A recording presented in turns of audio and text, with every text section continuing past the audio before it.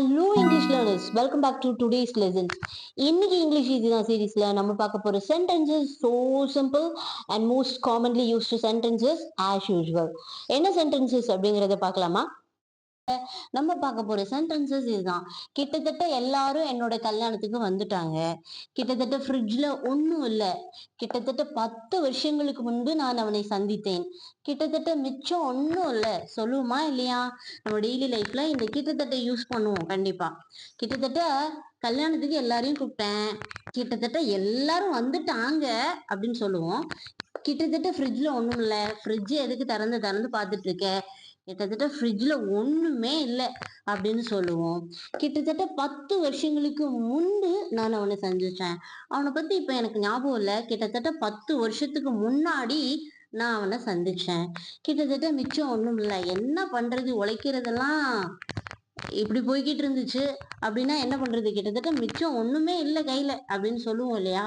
இந்த மாதிரி சென்டென்சஸ நம்ம சொல்லுவோம். தமிழ்ல பேசுவோம், அதை எப்படி இங்கிலீஷ்ல பேசலாம் அப்படிங்கறத நம்ம பார்க்க போறோம். இது எல்லாத்துலயுமே காமனான ஒரு ஒரு வேர்ட் பார்த்திருக்கிறோம். கிட்டத்தட்ட கிட்டத்தட்ட கிட்டத்தட்ட கிட்டத்தட்ட. இந்த கிட்டத்தட்ட அப்படிங்கிறதுக்கு இங்கிலீஷ்ல ஆல்மோஸ்ட் அப்படின்னு சொல்லுவோம். Almost. Almost can be used as an adverb. It means very nearly but not exactly or entirely. Almost அப்படிங்கிறது ஒரு adverb. Almost can be used as an adverb அப்படின்னு கொடுத்துருக்காங்க. அட்வர்ப்னா வேறு என்ன உங்களுக்கு தெரியும்ல, வினையொறி சொல்.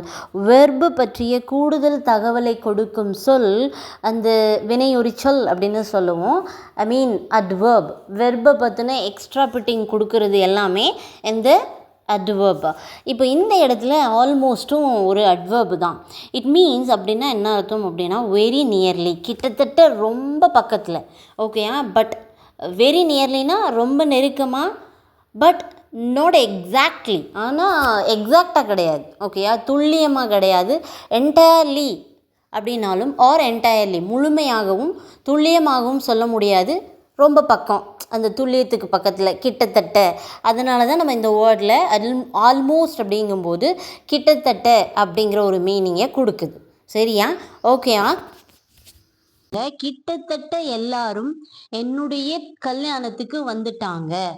ஓகே, இந்த கிட்டத்தட்ட அப்படிங்கிறதுக்கு நம்ம ஆல்மோஸ்ட் அப்படின்னு பார்த்தோம். இந்த எல்லாரும் அப்படிங்கிறதுக்கு நம்ம ஆல் போடலாமா? கண்டிப்பா போடலாம். பட் இங்க இந்த இடத்துல எவ்ரி ஒன் அப்படின்னு எவ்ரி ஒன் அல்லது எவ்ரிபடி போட்டா இட் சவுண்ட்ஸ் மோர் நேச்சுரல். ஓகேயா? ஸோ ஆல் போடக்கூடாதா அப்படின்னு இல்லை. So everybody are every one அப்படின்னு நீங்க போட்டீங்க அப்படின்னா இட் சவுண்ட்ஸ் மோர் நேச்சுரல். அதனால நான் இந்த இடத்துல எவ்ரிபடி அப்படின்னு போடுறேன். ஓகே, பார்க்கலாம். என்னுடைய கல்யாணத்துக்கு. அப்ப இந்த இடத்துல நீங்க மேரேஜ் அப்படின்னு போட்டீங்க அப்படின்னா, கல்யாணம் அப்படிங்கிறதுக்கு மேரேஜ் அப்படின்னு போட்டீங்கன்னா அது தப்பு. ஏன்னா மேரேஜ் எது ரெஃபர் பண்ணுது அப்படின்னா, ஒரு ஹஸ்பண்ட் அண்ட் ஒய்ஃபுக்கான ரிலேஷன்ஷிப்பை மென்ஷன் பண்ணும்போது நீங்க மேரேஜ்னு போடணும்.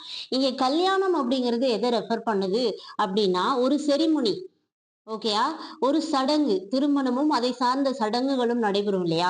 கிறிஸ்டின்னா கிறிஸ்டின் முறைப்படி, அண்ட் ஹிந்துஸ்னா ஹிந்து முறைப்படி, இந்த மாதிரி ஒரு கல்யாணம் நடக்கும் இல்லையா?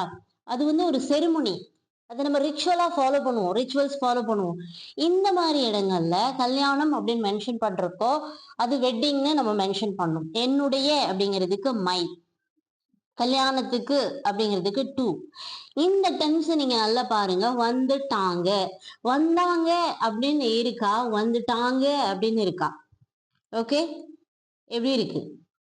எப்படி இருக்கு? வந்துட்டாங்கன்னு இருக்கு. அப்போ இது past perfect tense. So had come. So had plus V3. இங்க கம்மோட வருதல் அப்படிங்கிற வேர்போட V3 form come, came, come தான். அப்போ இந்த கம்முக்கு வந்துட்டாங்க அப்படின்னு சொல்றேன். நம்ம சொல்லும்போது என்ன சொல்லுவோம்? ஆல்மோஸ்ட் வந்துட்டாங்க. That mean not 100%. ஓகே, 99% வந்துட்டாங்க நான் கூப்பிட்டவங்க எல்லாம் அப்படின்னு சொல்ற இடங்கள்ல கிட்டத்தட்ட எல்லாரும், ஆல்மோஸ்ட் எவ்ரிபடி. அப்ப சென்டென்ஸ் எப்படி வரும் பார்க்கலாமா? ஆல்மோஸ்ட் முதல்ல okay, everybody, almost everybody. Okay, next had come கொண்டு வாங்க. had come okay to my wedding, to my wedding. ஓகேயா? இனிமே நீங்க இந்த மிஸ்டேக்கை பண்ணாதீங்க. வெட்டிங்னு தான் சொல்லணும், மேரேஜ்னு சொல்லக்கூடாது. மேரேஜ்னு நீங்க சொல்லலாம். எப்ப சொல்லலாம் அப்படின்னா, அந்த ரிலேஷன்ஷிப்பை சொல்லும் போது மேரேஜ்னு சொல்லலாம். ஒருத்தங்களுக்கு நீங்க வெட்டிங் சொல்லும் போது வெட்டிங் ஆனிவர்சரி, திருமண நாள் அப்படின்னு சொல்லும் போது கூட வெட்டிங் ஆனிவர்சரி அப்படின்னு தான் நீங்க மென்ஷன் பண்ணணும். Almost everybody had come to my wedding அப்படின்னா கிட்டத்தட்ட எல்லாரும் வந்துட்டாங்க. ஐ மீன் 99% வந்துட்டாங்க. Not exactly 100%. 100% அல்ல, 99%. ஓகேயா? Almost everybody had come to my wedding அப்படின்னா கிட்டத்தட்ட எல்லாருமே என்னோட கல்யாணத்துக்கு வந்துட்டாங்க அப்படின்னு சொல்லுது. Okay, got it? ஓகே, புரியுதா? Understand? Shall we move to the next sentence? கிட்டத்தட்ட ஃப்ரிட்ஜ்ல ஒண்ணுமே இல்ல, ஒண்ணும் இல்லை. கிட்டத்தட்ட அப்படிங்கிறதுக்கு உங்களுக்கு தெரியும் ஆல்மோஸ்ட். ஓகேயா? ஃப்ரிட்ஜில், இன் the fridge, in the fridge அப்படின்னு போடுவீங்க. ஃப்ரிட்ஜில் அப்படிங்கும்போது in the fridge. Okay, in the fridge. ஒண்ணுமில்லை அப்படிங்கிறதுக்கு உங்களுக்கு தெரியும் நத்திங். Okay, nothing. ஓகே, அப்போ சென்டென்ஸ் ஒண்ணுமில்லை அப்படின்னு முடியுது.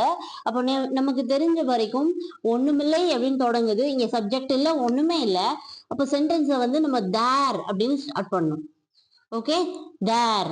அப்ப அடுத்து என்ன கொண்டு வரணும் அப்படின்னா நத்திங் கொண்டு வரணும். ஆனா இதுக்கு முன்னாடி நீங்க தேர் பக்கத்துல இஸ் சேர்த்துக்கணும். ஓகே, தேர் இஸ் நத்திங் அப்படின்னு சேர்க்கறதுக்கு முன்னாடி இந்த இஸ்க்கு அடுத்து நீங்க ஆல்மோஸ்ட் சேர்க்கணும். இந்த இடத்துல ஆல்மோஸ்டோட சென்டென்ஸோட பிகினிங்ல சேர்க்க கூடாது. ஆல்மோஸ்ட் எங்க சேர்க்கணும் அப்படின்னா தேர் இஸ்க்கு அடுத்து ஆல்மோஸ்ட் சேர்க்கணும். தெர் இஸ் ஆல்மோஸ்ட் நத்திங் அப்படின்னு சொல்லணும். There is almost nothing.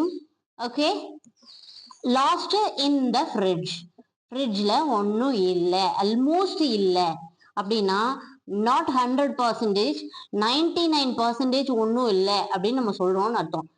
That means ஏதோ 1% ஏதோ ஒண்ணு இருக்கு, அவ்வளவுதான். ஓகேயா? Okay, there is almost nothing in the fridge. There is almost nothing in the fridge அப்படின்னா கிட்டத்தட்ட ஃப்ரிட்ஜ்ல ஒன்னும் இல்லை. இந்த தேர் இஸ்க்கு அடுத்து ஆல்மோஸ்ட் வரணும். ஓகே, தேர் இஸ்க்கு அடுத்து என்ன வரணும்? ஆல்மோஸ்ட் வரணும் இந்த சென்டென்ஸ்ல. ஓகேயா? தேர் இஸ் ஆல்மோஸ்ட் நத்திங், ஒண்ணுமில்லை அப்படிங்கிறது அடுத்து வரணும். இன் த ஃப்ரிட்ஜ் அப்படிங்கிறது லாஸ்ட்ல வரணும். ஓகேயா? There is almost nothing in the fridge அப்படின்னா கிட்டத்தட்ட ஃப்ரிட்ஜ்ல ஒன்னும் இல்லை. There is almost nothing in the fridge. இப்படிதான் சென்டென்ஸை நீங்க மேக் பண்ணணும். சரியா? Okay, got it? Shall we move to the next sentence? கிட்டத்தட்ட 10 வருடங்களுக்கு முன்பு நான் அவனை சந்தித்தேன்.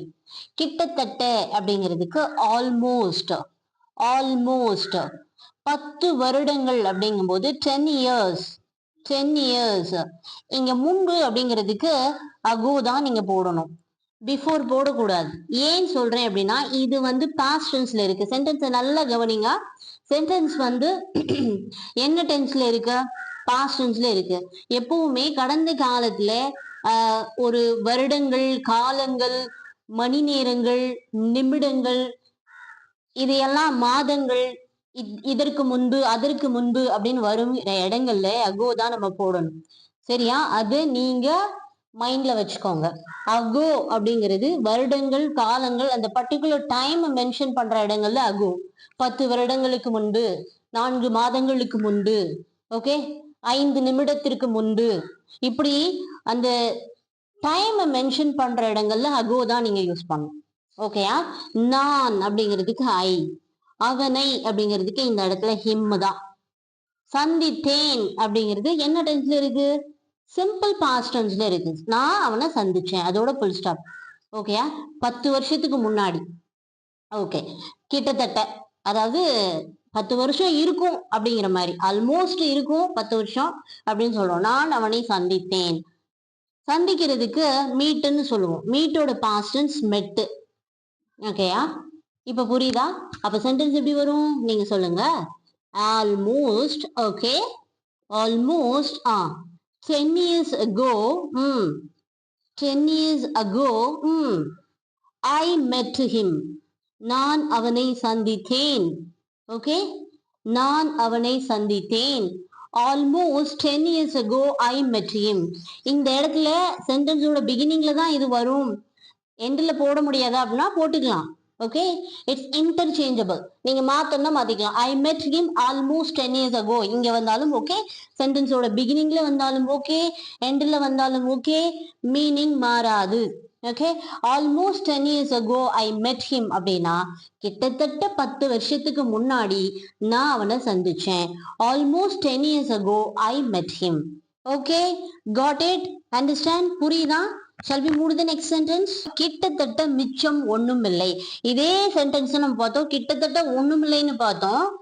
இப்போ நம்ம கிட்டத்தட்ட மிச்சம் ஒண்ணுமில்லை அப்படின்னு பாக்குறோம். கிட்டத்தட்ட ஃப்ரிட்ஜ்ல ஒண்ணுமில்லைன்னு பார்த்தோம், இப்ப கிட்டத்தட்ட மிச்சம் ஒண்ணுமில்லைன்னு பாக்குறோம்.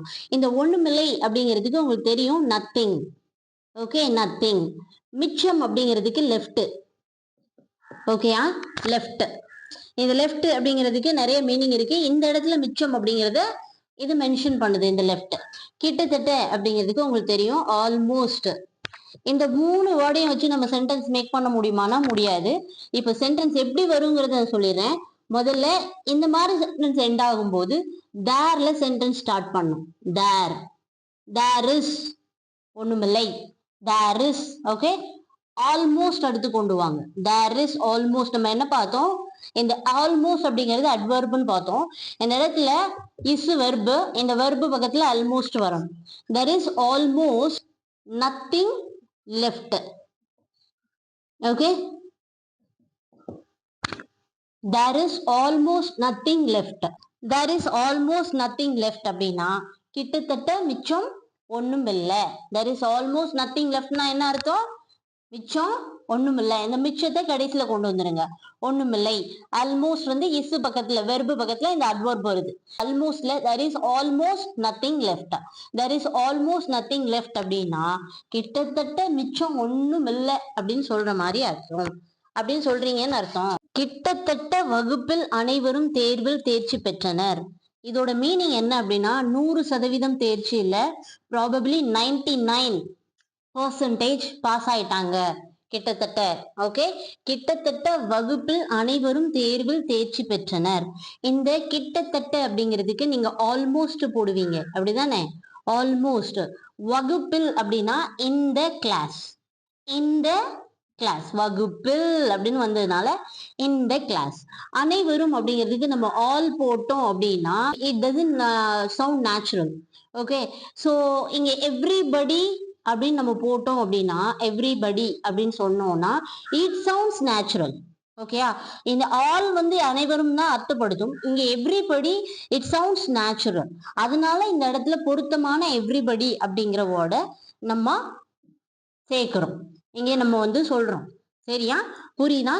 தேர்வில் அப்படிங்கும்போது பொதுப்படையா எல்லா தேர்வையும் நம்ம சேர்த்து சொல்லும் போது த எக்ஸாம்னு சொன்னா போதும், இந்த எக்ஸாம்னு சொல்லணும்னு அவசியம் இல்லை. ஓகே, இந்த எக்ஸாம்னு சொல்லணும் அப்படிங்கிற அவசியம் கிடையாது.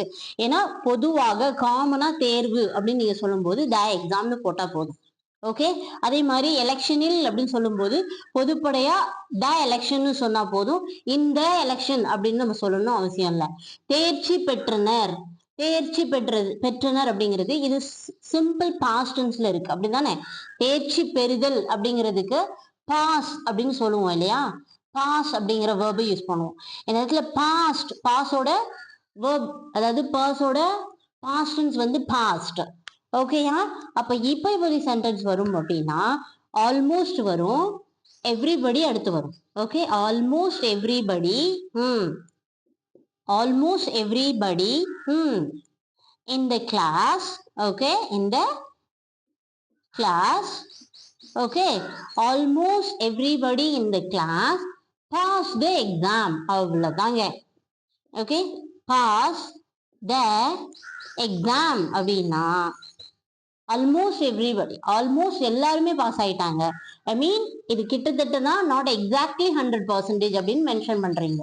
Almost everybody in the class pass the exam. கிட்டத்தட்ட வகுப்பில் அனைவரும் தேர்வில் தேர்ச்சி பெற்றனர். Almost everybody in the class pass the exam. கிட்டத்தட்ட வகுப்பில் அனைவரும் தேர்ச்சி பெற்றனர். Okay, almost everybody in the class pass the exam. புரியுதா? Understand? Shall we move the next sentence? கிட்டத்தட்ட ஒவ்வொரு நாளும் நான் புதிதாக ஒன்றை கற்கிறேன்.